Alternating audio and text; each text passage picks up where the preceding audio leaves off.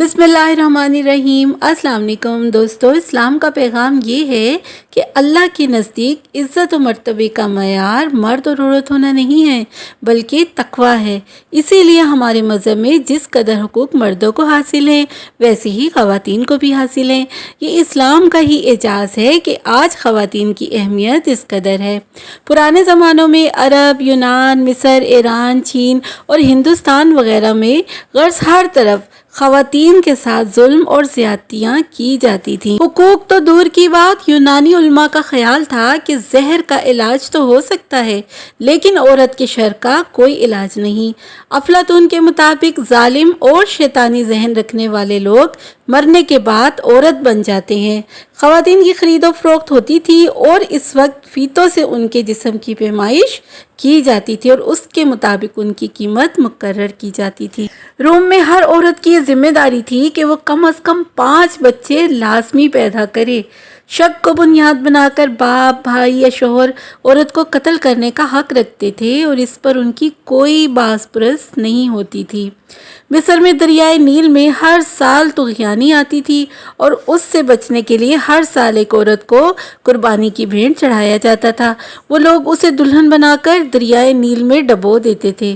फिर एक मरतबा हज़रत उमर फारूक रज़ी अल्लाह अन्हु ने इस रस्म को ख़त्म करने के लिए और ख़वातीन के हुकूक के लिए दरियाए नील के नाम ख़त लिखा कि अगर अपनी मर्ज़ी से बहते हो तो हमें तुम्हारी ज़रूरत नहीं और अगर अल्लाह के हुक्म से बहते हो तो फिर चलते रहो। इसके बाद दरिया का पानी कभी नहीं रुका और जाहिलाना रस्म का भी खात्मा हो गया। चीन में लड़की की शादी के मौके पर लड़की का बाप पहले रेशमी कोड़े दुल्हन को मारता फिर दामाद के हवाले कर देता। इसी तरह वहाँ लड़कियों के पैदा होते ही लोहे के बने हुए जूते उन्हें पहना दिए जाते थे जो उन बेचारियों को 12-13 साल की उम्र तक पहनने पड़ते थे। इससे उन बिचारियों के पांव छोटे रह जाते और इस जुल्म की वजह ये थी कि कहीं ये भाग ही ना जाएं। वो शदीद दर्द में मुब्तला रहती थीं और चलने फिरने से माजूर हो जाया करती थीं।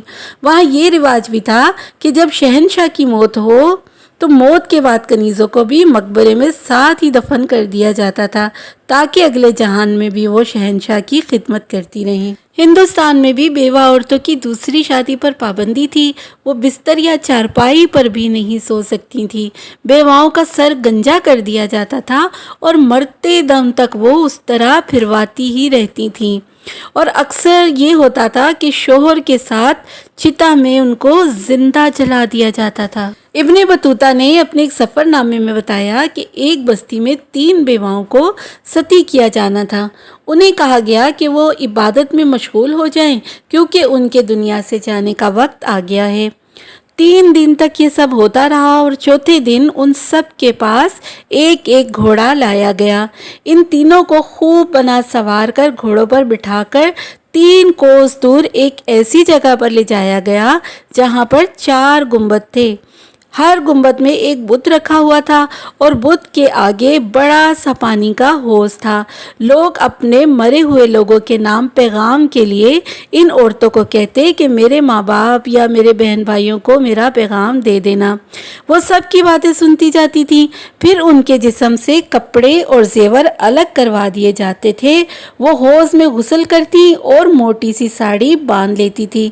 इसके बाद वहाँ आग देखाई जाती थी और उसमें सरसों का तेल डाला जाता था ताकि शोले और ज्यादा भड़क जाएं। वहाँ ढोल नकारे वाले भी आ जाते और खूब जोर जोर से ढोल बजाए जाते और बेवा औरतों को कहा जाता कि वो आग की पूजा करती रहें।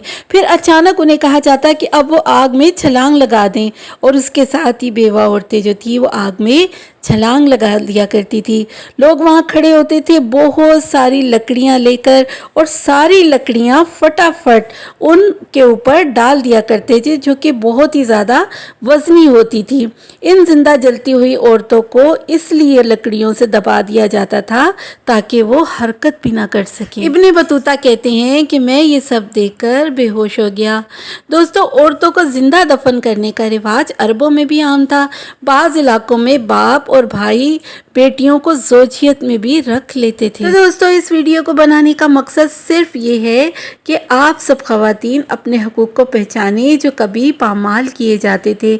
اسلام خواتین کے حقوق کا ہر سطح پر تحفظ کرتا ہے۔ خواتین کا احسار نسلوں کو پروان چڑھاتا ہے۔ ان کی تعلیم و تربیت، خوراک، جائیداد میں حصہ داری اور محبت، عزت سب بہت ضروری ہے۔ اگر دنیا کو امن اور محبت کا گہوارہ بنانا ہے تو خواتین کا احترام کرنا بہت ہی زیادہ ضروری ہے۔ مجھے اجازت دیجیے، اپنا بہت سا خیال رکھیے گا۔ ویڈیو پسند آئے تو لائک کیجیے گا، شیئر کیجیے گا اور میرے چینل کو سبسکرائب ضرور کیجیے گا۔ اللہ حافظ۔